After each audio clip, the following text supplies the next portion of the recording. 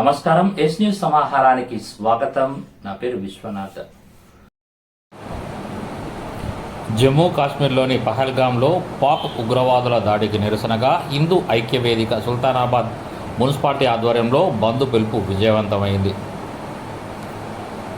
స్వచ్ఛందంగా వర్తక వ్యాపారులు, దుకాణదారులు, మార్కెట్, పెట్రోల్ బంక్, వివిధ రకాల సంఘాలు, వాకర్స్ అసోసియేషన్, మత సంఘాలు, అన్ని రాజకీయ పార్టీలు, హిందూ బంధువులు, ప్రజలు స్వచ్ఛందంగా అందరూ పాల్గొని బంద్ పిలుపును విజయవంతం చేశారు. ఈ కార్యక్రమంలో పాల్గొని సంఘీభావం తెలపడానికి వచ్చిన బీజేపీ జిల్లా అధ్యక్షులు కార్య సంజీవ్ రెడ్డి, బీజేపీ జాతీయ నాయకులు ఎస్ కుమార్, గురాల మల్లేశం, మిట్టపల్లి ప్రవీణ్ పాల్గొని ఆర్టికల్ 370 రద్దు తర్వాత శాంతి భద్రతలతో అభివృద్ధి పథంలో వెళ్తున్న దేశంలో అలజడి రేపడానికి కేవలం హిందువులు అనే కారణం చేత కొంతమంది మతోన్మాదానికి టెర్రరిస్టులు కాశ్మీర్లో హిందువులను క్షుణ్ణంగా తనిఖీ చేసి మరీ కాల్చి చంపడం జరిగిందని, ఈ హింసాత్మకమైన సంఘటనలో బలమైన హిందువుల ఆత్మ శాంతి కోరుతూ అమరులైన భారతీయులకు నివాళులర్పించడం జరిగింది. ఈ కార్యక్రమంలో తుమ్మ రాజ్ కుమార్, బీజేపీ నాయకులు సౌదరి మహేందర్, కామె రాజేంద్ర ప్రసాద్, వేగోలపు శ్రీనివాస్, లంకశంకర్, ఏగోలపు సదయ్య గౌడ్, కోట నాగేశ్వర్, కందుకూరి కుమార్, ఎనగందర సతీష్, ఎస్ఎన్సి వనజ, భాగ్యలక్ష్మి, ఎల్ల మల్లేశం, చిట్టవేని సదయ్య, రామస్వామి, బుర్ర సతీష్, కొల్లూరి సంతోష్, గుడ్ల వెంకటేష్, పల్లె తిరుపతి, శంకరయ్య, పవన్, సంపత్, రాఘవులు, శేఖర్, మాస్టర్, ఈశ్వర్, సాయి, శివ, హిందూ బంధువులు తదితరులు పాల్గొన్నారు. సుల్తానాబాద్ పట్టణ శాఖ మరియు హిందూ సమాఖ్య ఆధ్వర్యంలో మన సుల్తానాబాద్ పట్టణం దుకాణదారులందరికీ బంద్ పిలుపుని ఇవ్వడం జరిగింది. ఆ బంద్ను పిలుపును పురస్కరించుకొని మన వ్యాపారులందరూ కూడా ప్రతి దుకాణాన్ని బంద్ చేసి ఈరోజు యొక్క బంద్ పిలుపుని విజయవంతం చేశారు. ఏదైతే ఈ పుల్వామాలో జరిగిన దాడి వలన మన 26 మంది అసువులు బాసినారు, వారి యొక్క ఆత్మశాంతికే అసురు నివాళులు అర్పించడానికే ఈరోజు భారతీయ జనతా పార్టీ ఆధ్వర్యంలో సుల్తానాబాద్ పట్టణాన్ని బంద్ పిలుపుని ఇవ్వడం జరిగింది. దీనికి ఈరోజు మన జిల్లా అధ్యక్షుడు కర్రె సంజీవరెడ్డి గారు, అదేవిధంగా ఇప్పుడు మన పెద్దలు భారతీయ జనతా పార్టీ పెద్దలందరూ కూడా ఈ యొక్క బంద్లో పాల్గొని ఈ యొక్క బంద్ను విజయవంతం చేశారు. అదేవిధంగా ఈ భారతీయ జనతా పార్టీ ఇలాంటి ఉగ్రవాదులను మరియు ఈ పాకిస్తాన్ తీవ్రవాదులందరినీ కూకటి వేళ్లతోటి ఏరి పారేస్తుందని ఈ సందర్భంగా తెలియజేస్తున్నాను. మన నరేంద్ర మోడీ గారి నాయకత్వంలో, అదేవిధంగా అమిత్ షా గారి నాయకత్వంలో మన ఈ యొక్క భారతీయ జనతా పార్టీ ఈ యొక్క ఉగ్రముగ్గులను అందరినీ ఏరివేసి మన పాక్ ఆక్రమిత కాశ్మీర్ను మనకు వచ్చేలాగా ప్రయత్నం చేసి అతి త్వరలో మనకు అప్పచెప్తారని, మన భారతదేశంలోని కాశ్మీరు మనకు ఒక తలభాగం లాంటిది, తలభాగంలో తిష్ట వేసినటువంటి ఉగ్రవాదులందరినీ ఏరివేసే వరకు మన హిందూ సమాజం ఎవరు నిద్రపోకుండా అందరం పోరాడాలని, అదేవిధంగా మన భారతదేశ ప్రభుత్వము చేస్తున్న కృషికి మనం అందరం తోడ్పడాలని ఈ సందర్భంగా తెలియజేస్తూ భారత్ మాతాకి జై. భారత్ మాతాకి జై. భారత్ మాతాకి జై. ఈరోజు హిందూ ఐక్యవేదిక సుందర మండలంలోని మొన్న పిలిపిస్తే ఈరోజు అందరూ స్వచ్ఛందంగా బంద్ చేసినందుకు, ఈ బంద్ చేసిన విశ్వ హిందూ పరిషత్ కానీ హిందూ బంధువులందరికీ భారతీయ జనతా పార్టీ తరఫున ప్రత్యేక కృతజ్ఞతలు తెలియజేస్తా ఉన్నాం. మొన్న చెప్తే బంద్ అంటే జమ్మూ కాశ్మీర్లో బలవంతంగా జరిగినటువంటి దారుణ హత్యలను భారతీయ జనతా పార్టీ ఖండిస్తూ ఉన్నారు.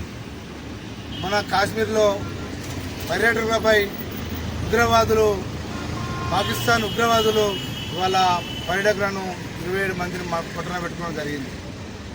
హిందువులైతే ఒక దిక్కు వారు చేసిన పర్యాటకులు గతంలో నరేంద్ర మోడీ హెచ్చరిక 370 ఆర్టికల్ రద్దు చేసి పర్యాటక కేంద్రంగా ఒక సంవత్సరానికి ఫిబ్రవరి నుంచి వెళ్ళి జూన్ వరకు 40-50 వేల మంది పర్యాటకులు పోతూ ఉన్నారు. ఈ పర్యాటకులు పోతేనే జమ్మూ కాశ్మీరు ఇవాళ అభివృద్ధి చెందడానికి కానీ అలా ఏది అభివృద్ధి కావాలన్నా ఇలా పర్యాటకుల వల్ల జమ్మూ కాశ్మీర్ ప్రజలు బతుకుతూ ఉన్నారు. ఆ బతుకుతుంటే పాకిస్తాను ఉగ్రవాదులు ఇవాళ ఓరలేక పర్యాటకులను అలా అది దారుణంగా చంపడం జరిగింది. దాన్ని ఇలా మోడీ ప్రభుత్వం కానీ ఇలా భారతీయ జనతా పార్టీ కానీ తీవ్రంగా ఖండిస్తూ ఉన్నాం. మేము ఒకటే చెప్తున్నాం, పాకిస్తాన్కు ఇవరకు కాంగ్రెస్ దీనికి మొత్తం మూలకారం చెల్లించక తప్పదు. కాంగ్రెస్ నెహ్రూ కాంచెలు ముందు చూస్తూ ఉన్నాం, నెహ్రూ కాంచెలు ఇందిరాగాంధీ కానీ చూస్తూ ఉన్నాం. ఇవంతా ఈ సర్దార్ బాయ్ ఎక్కడ చూస్తూ ఉన్నాం. ఇవాళ భారతదేశాన్ని 5 ముక్కలు చేసిందంటే కాంగ్రెస్ ప్రభుత్వం చేసింది. ఇవాళ నెహ్రూ గారు చేసింది. ఇవాళ కాశ్మీర్ని చూతా ఇవాళ ముక్కలు చేయడానికి ప్రయత్నం చేస్తే నరేంద్ర మోడీ గారు 3 అటకలు చేసి వాళ్ళ భారతదేశం కలపడం జరిగింది. ఇలాంటి ఆఫ్ఘనిస్తాన్ ఇవాళ ఇళ్ళకెళ్ళి విడిపోయింది, బంగ్లాదేశ్ ఇళ్ళకెళ్ళి విడిపోయింది, ఇరాక్ ఇళ్ళకెళ్ళి విడిపోయింది. ఇన్ని దేశాలని వాళ్ళ పాలిస్తూ ఉంటా అంటే హిందువులను చూడకుండా హిందూ ముస్లింలు అంత ఒక లైన్ పెట్టి హిందువులతో గడ్డాలు పెట్టుకుంటారు కాబట్టి హిందూ ముస్లింలు అంత ఒక లైన్గా పెట్టి ముస్లిం ఎవరు ఇలా హిందూ ఎవరని చెప్పేసి అతి దారుణంగా పైన తిప్పి నెక్కర్లు ఇప్పి వాళ్ళ సున్నితులు చేసుకున్నారా చేసుకోలేదా పొట్టుందా లేదని చెప్పి కిరాతకంగా చంపిన పాకిస్తాన్ గుండాలను ఇవాళ సింధు జలాలను ఇలా పోకుండా ఇలా నరేంద్ర మోడీ వాళ్ళ ఒక్క వార్నింగ్ ఇస్తేనే వాళ్ళు విలువలాడుతూ ఉన్నారు. ఇవాళ నిత్యావసర వస్తువులు పెరుగుతూ ఉంటాయి. పాకిస్తాన్ వాళ్ళు బతుకుదామంటే తిరిగి వాళ్ళ పాల ధరల 150 రూపాయలు లీటర్ అయిపోయింది. అలా పాకిస్తాన్లో లీటర్ ధర తాగునీరు ధర వల్ల 200 లీటర్ అయింది. బ్రెడ్ ప్యాకెట్ వల్ల 600 రూపాయలు బ్రెడ్ ప్యాకెట్ అయింది. నిత్యావసర వస్తువులు ఇవాళ మన దగ్గరికి పోతే మన బిర్యానీ ఒకటే హిందూ బంధువులు కోరుతా ఉన్నా. ఈ భారతదేశంలో ఉన్న హిందువులంతా ఏకం కావాలి, ఇస్లామిక్ అంతా ఒకటైతే ఉన్నారు. ఇలా భారతీయులంతా ఒకటి కావాల్సిన అవసరం ఉంటుంది. ఇలా బిర్యానీ తిన్నా పువ్వులు తీసుకున్నా మట్టి కట్టెలు అమ్మినా ఇవాళ మట్టి పొయ్యిలు అమ్మినా కట్టెలు అమ్మినా మన హిందూ బాంధువుల దగ్గర కొనాలి తప్ప ఎవరి దగ్గర కొనద్దని మేము చెప్తా ఉన్నాం. భారతీయ జనతా పార్టీ డిమాండ్ చేస్తూ ఉన్నాం. ఇవాళ ఇక్కడ ఉన్న ఈ ముస్లిం కోరుతా ఉన్నాం, ముస్లిం సోదరులు కోరుతా ఉన్నాం. Bharatiya Janata party MIM party చూద్దాం ఇవాళ అన్ని ఇవాళ ఉన్న భారతదేశంలో ఉన్న పార్టీలన్నీ ఏకమై ఇవాళ ముక్త ఖండంతో పాకిస్తాన్ చేసిన దుశ్చర్యను ఖండిస్తూ ఉన్నారు. దీన్ని ఇవాళ చాలా మంది హిందువులంతా ఏకతాటిగా మనం ముందుండి కొట్టాల్సిన అవసరం ఉంటుంది. రాబోయే రోజుల్లో హిందువులంతా ఏకం కాకపోతే ఇస్లామిక్ దేశంగా వాళ్ళు ప్రకటిస్తూ ఉన్నారు.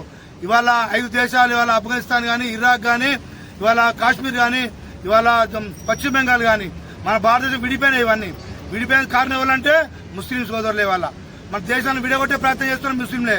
నెక్స్ట్ జరగబోయేది పశ్చిమ బెంగాల్ కానీ తెలంగాణ అస్సాం కానీ ఆంధ్రప్రదేశ్ కానీ పంజాబ్ ఇవన్నీ దేశాలను విడిగొట్టే ప్రయత్నం చేస్తూ ఉన్నాం. కేరళ కానీ సోదరులారా మన హిందూ భావజం ఉన్న భక్తులు ఉన్న భక్తులంతా మన భారతీయ జనతా పార్టీకి మనం మద్దతు తెలపాల్సిన అవసరం ఉంటుంది. హిందువులు మనము ఏకతనైతేనే ఒక తాకిడిపై రావాల్సిన అవసరం ఉంటుంది. ఇక్కడ ముస్లిం సోదరులు చెప్తా ఉన్నాం, మీరు జెండాలు పట్టుకొని తీయడం కాదు. పాకిస్తాన్ 6 కొడితే వాడు 6 కొట్టి పాకిస్తాన్ సాపాలు కొడుతున్నారు. బిడ్డ ఇక్కడ ఉంటే మీరు ఏ ముస్లిం అయినా ఈ దేశంలో ఉండాలంటే వందే మాత్రం చదవాలి. ఇవాళ మసీదు అయినా ఇలా వందే మాత్రం అయినాకనే ఇవాళ మీ మసీదు మీరు తీసుకొని చెప్తాను. మేము ఎప్పుడు ఏమాత్రం ఎవరికి చెప్తలేం, ఏ ముస్లిం అయినా మేము వ్యతిరేకిస్తలేం. ఇవాళ భారతీయ జనతా పార్టీ ముస్లిం చూత న్యాయం చేస్తూ ఉన్నది. ఇవాళ మీ కంట్రీలో అక్కడ వచ్చిన ఉమ్మద్దు ఇక్కడ జమ్మూ కాశ్మీర్ ముఖ్యమంత్రి కాంగ్రెస్ అయినా అలయన్స్ అయినా కానీ ఇవాళ పర్యటనకు మీకు 40-50 లక్షల మంది వస్తుందంటే మీ దేశం అభివృద్ధి చెందుతా ఉన్నది. ఎందుకు చెందుతా దాన్ని చూసి ఆ ఎమ్మెల్యేలు అంతా ఒక లాడ్జీలు పెట్టిరు, ఒక 300 కుటీరాలు వేసారు అక్కడ జమ్మూ కాశ్మీర్లో వేసి అందరినీ అక్కడ తీసుకొని కూడగట్టి లాడ్జీలకు ములాఖతు పెట్టుకొని హిందువులు ఎప్పుడు వస్తూ ఉన్నారు ఎప్పుడు పోతూ ఉన్నారు అని సమాచారం తీసుకొని అలా 27 మంది హిందువులను పొట్టన పెట్టుకున్నారు. ఒక హిందూ మహిళ ఆమె పోతూ ఉంటే మీకు బొట్టున్నదమ్మా, బొట్టును చంపేస్తారంటే ఆమె ఒక నదిలో పోయి కడుక్కొని వాగులో కడుక్కొని బొట్టులు చేసుకున్నది. అంత దౌర్భాగ్యం ఇలా ముస్లింలు చెప్తా ఉన్నారు. మేము చెప్తా ఉన్నాం, ఇక్కడ ఉన్న పాకిస్తాన్లో చెప్తా ఉన్నాం, మీకు నరేంద్ర మోడీ 27 తారీఖు డెడ్లైన్ ఇచ్చిండు, 27 కాకుండా 29 డెడ్లైన్ ఇచ్చిండు. మీరు వీసాలు కానీ ఇక్కడికి వెళ్ళి ఎవడైతే పాకిస్తాన్ ఇక్కడ ఏజెంట్గా ఉన్నాడో వాడు అందరూ భారతదేశం వెళ్ళిపోవాలని కోరుతున్నాం. దొరికితే ముక్కలు నరికేస్తారని చెప్తా ఉన్నా. భారతీయ జనతా పార్టీ మిమ్మల్ని ఎవరు వదిలిపెట్టారు. సింధు జలాలు ఎట్లయితే ఆపిరి ఉన్నారో మీరు ఇక్కడైతే ఎవడైతే అవుతా ఉన్నాడో ఎవడైతే వ్యాపారం చేస్తా ఉన్నాడో ఆంధ్రప్రదేశ్ ఇక్కడ ఈ ఇండియాలో మొత్తం అందరూ ఇక్కడికి వెళ్ళి పారిపోవాల్సిన అవసరం ఉంటుంది. రాబోయే రోజుల్లో భారతీయ జనతా పార్టీ హిందువులందరూ ఏకతాటి తీసుకొచ్చి భారతదేశాన్ని ఎట్లా కాపాడుకోవాలనే ఆలోచనగా చూస్తూ ఉన్నారు. మీ మోడీ గారిని మీ ప్రభుత్వం కూడా కొడతాం. ఈ హిందూ ఉగ్రవాదులను ఇస్లామిక్ ఉగ్రవాదం చంపడం కాదు, మనం కొడితే గట్టినే కొట్టాలి. పాకిస్తాన్ యుద్ధంలో 2 సార్లు యుద్ధం ఇవరకు మనం చేసినాం. ఇవరకు మనం ఎప్పుడు కాలే. ఇవాళ తాడోపడి తెలవాలంటే రేపో ఎల్లుండో యుద్ధం స్టార్ట్ అయితే బిడ్డ మీ ఫస్ట్ మిలిటరీని కొట్టాలని చెప్పి అడుగుతా ఉన్నాం. అక్కడ ఉన్న మన హిందూ బంధువులంతా మన డీజే చెప్పారు, మన మిలిటరీ చీఫ్ చెప్పిండు, కొడితే టైం చెప్పండి, భూమి చెప్పండి, ప్లస్ చెప్పండి, మీ అంత చూస్తాం బిడ్డ అంటా ఉన్నాడు. ఆ మిలిటరీలో ఫ్యామిలీ అంతా ఇక్కడికి వెళ్ళి పారిపోయి ఇవాళ వేరే దేశాలు తలదాచుకుంటున్నారు. ముస్కత్ తీవ్రవాదులు సుధా ఉన్నారు, వాళ్ళ ఇస్లామిక్ తీవ్రవాదులు ఉన్నారు, లవ్ జిహాదీ ఉన్నారు. ఇవన్నిటి కారణం ముస్లిం వాళ్ళు ప్రేరేపిస్తూ ఉన్నారు.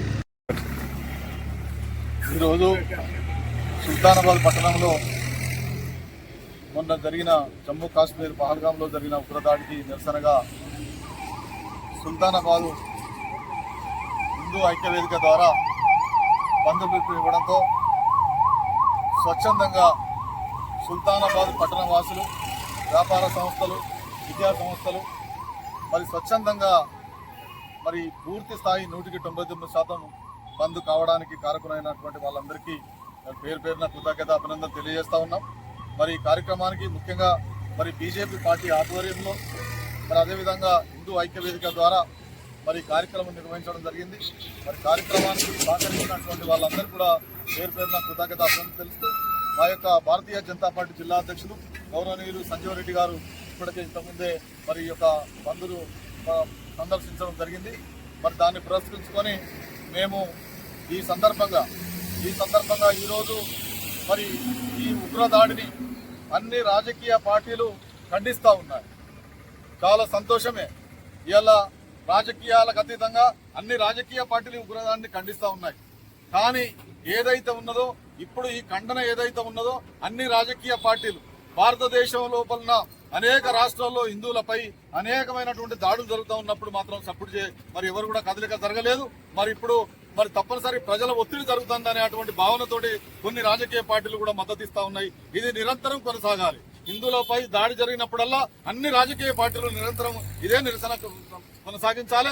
వాళ్ళు కూడా తప్పకుండా దీన్ని ఖండించాలి. ఎందుకంటే మనం ఒక్క మాట మాత్రం నిజం, ఏదైతే హిందువులా ముస్లింలా అని చెప్పి వేరు చేసి కాల్చి చంపడం అనేది ఇది నిజంగా భారతదేశం లోపల ఒక నిజంగా ఇది భారతదేశంలో ఉన్నామా, ఇక్కడ మరి హిందువులు ఉన్నారా లేరా, మరి ఇవాళ ప్రపంచ దేశాల లోపల అనేకమైనటువంటి మరి దేశాల లోపల మరి పూర్తిగా ముస్లిం మతానికి సంబంధించినటువంటి అరబ్ ఎమిరేట్స్ దేశాల లోపల అనేక ముస్లిం కంట్రీల కాడ మరి భారతదేశంలో ఉన్నటువంటి హిందువులను అక్కడ కాపాడుకుంటా ఉన్నారు.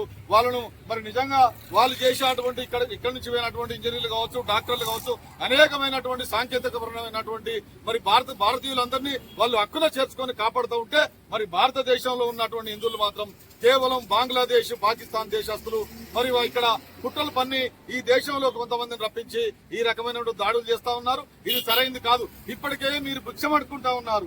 బంగ్లాదేశ్ లో గానీ, పాకిస్తాన్ లో గానీ మీకు భిక్షమడుకునేటువంటి స్థితి ఉన్నది.